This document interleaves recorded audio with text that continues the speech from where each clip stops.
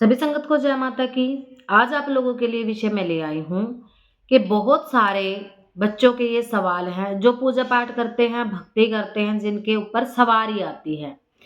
उनका ये प्रश्न है कि हमारे ऊपर सवारी आती है पर हमारे शरीर में जो है तकलीफ रहती है। प्रेत बाधा साथ चलती है, उसकी वजह से तकलीफ रह सकती है। घर में जो आप ही के घर की शक्तियाँ होती हैं, कई बार इनके बारे में मैं बताती हूँ, उनकी वजह से भी आपको तकलीफ हो सकती है। और भी अन्य कई कारण हो सकते हैं। कई बार शरीर के जो अंग होते हैं उनमें स्वाभाविक दर्द होता है, यानी कि किसी बीमारी की वजह से, और हम लोग ये सोच लेते हैं कि ये सब भूत प्रेत और देवी पितरों के प्रकोप के कारण हो रहा है। पर सही मायने में अगर देखा जाए तो आपको मेडिकली इलाज और जो आध्यात्मिक इलाज है, ये दोनों तरह का इलाज आपको करवाना चाहिए। कई बार इंसान जो भक्ति पूजा में रहता है ना, वो डॉक्टर पे यकीन नहीं करता, वो सोचता है कि सब देवी पितर की वजह से हो रहा है। तो सवाल ये है कि हमारे ऊपर सवारी चलती है और हम पूजा पाठ भी करते हैं, हमने गद्दी भी ले रखी है, गुरु धारणा भी कर रखी है, पर उसके बावजूद भी हमारा सामर्थ्य नहीं हो पाता कि हम नहा धो लें और पूजा पाठ करें। हमें 10 दिन उतर जाते हैं, हफ्ता उतर जाता है, 15-15 दिन हो जाते हैं, कई बार तो महीना-महीना हो जाता है कि हम पूजा पाठ नहीं कर पाते, जाप नहीं कर पाते। क्या कारण है? कि नहाने तक की हिम्मत हमारी नहीं होती और अशुद्धि में हम जो है जाप नहीं कर सकते। तो क्या ऐसे में हमारे देवी पितर हमसे रुष्ट हो जाते हैं? या फिर जो शक्तियाँ हमारे गुरु ने हमें दी है वो रुष्ट हो जाती हैं? या जो शक्ति सवारी रूप में हमारे ऊपर आ रही है, क्या वो हमसे रुष्ट हो जाती हैं? और अगर वो रुष्ट हो जाती हैं, तो उनको मनाएँ कैसे?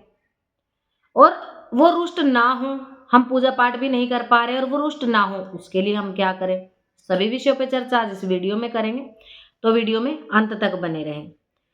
देखिए, जो लोग जिनके ऊपर सवारी आ रही है और सवारी के कारण किसी भी कारण से उनको शरीर में तकलीफ है। अब सर्दी का मौसम है, मैं तो सर्दी के ऊपर ही चर्चा करूँगी कि वो कहते हैं कि हम नहा नहीं सकते, हमारा इतना हिम्मत सामर्थ्य नहीं है कि हम पानी गर्म करके नहा लें, और बिना नहाए हुए हम गद्दी पर बैठकर जाप नहीं कर सकते। तो माता रानी हमसे रुष्ट हो गई हैं, ये मन का वहम होता है। शक्तियाँ इतनी जल्दी रुष्ट नहीं होती, स्पेशली वो शक्तियाँ जो आपको गुरु ने दी हैं। देखो, अगर आपका शरीर समर्थ नहीं है ना? पूजा के लिए, पाठ के लिए, शरीर में आपको दिक्कत है, ठंड लगी है, बुखार हो गया है, कहीं दर्द है, आपके किडनी, गुर्दे, फेफड़े कुछ भी इनमें कोई प्रॉब्लम हो रही है, तो वो तो भगवान भी जानते हैं कि आप इस अवस्था में नहीं हो कि आप उठ के बहुत ज़्यादा भक्ति पूजा पाठ करो, यानी कि शारीरिक लेवल की। तो उसमें आपको चिंता करने की कोई आवश्यकता नहीं, आप मानसिक भक्ति करिए। तन भले अशुद्ध हो सकता है, मन अशुद्ध नहीं होता कभी भी। मन की शुद्धि ज़्यादा मायने रखती है। अब वही बात हो गई कि मल-मल गोते गंगा नाई, धोया ना मन का मैल, है ना? तो मल-मल के आप नहा लो, शुद्धि रख लो, पर मन का मैल ना धो, तो उससे भगवान थोड़ी ना प्रसन्न हो जाते हैं। तो उन बच्चों को बिल्कुल भी ये चिंता करने की आवश्यकता नहीं है कि हम नहा नहीं सकते हैं, तो हम भक्ति नहीं कर सकते। आपको आपके गुरु ने मंत्र दिए होंगे।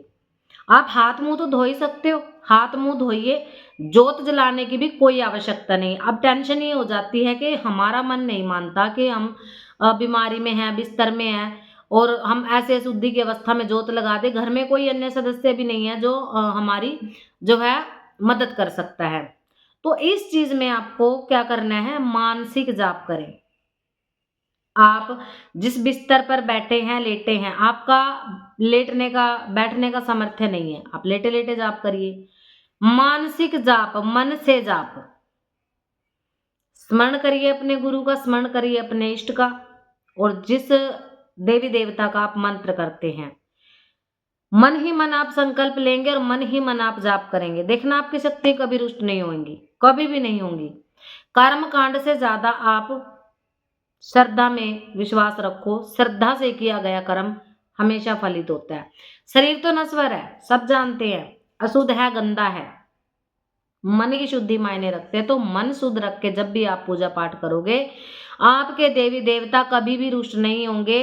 मेरे पास ये सवाल आया था, किसी ने सवाल पूछा था कि जैसे मैं सवारी वाली हूँ और मुझसे जाप नहीं हो पाते हैं, क्या धीरे-धीरे हफ्ते बाद, 10 दिन बाद या महीने बाद मैया मुझसे क्रोधित हो जाएँगी या मेरी शक्तियाँ मुझसे रुष्ट हो जाएँगी? नहीं।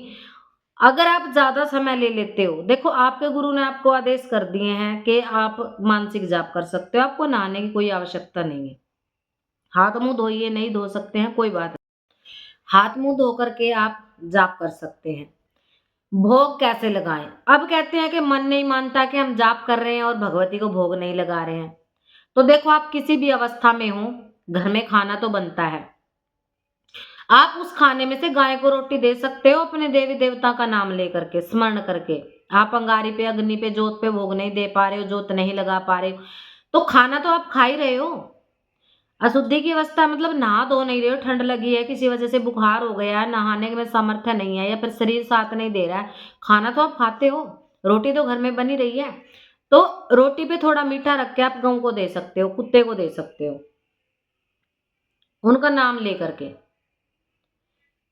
हाथ में लीजिए और उनका ध्यान कीजिए कि माता रानी यही मेरे घर में बना है, यही मैं बनाने में समर्थ हूँ।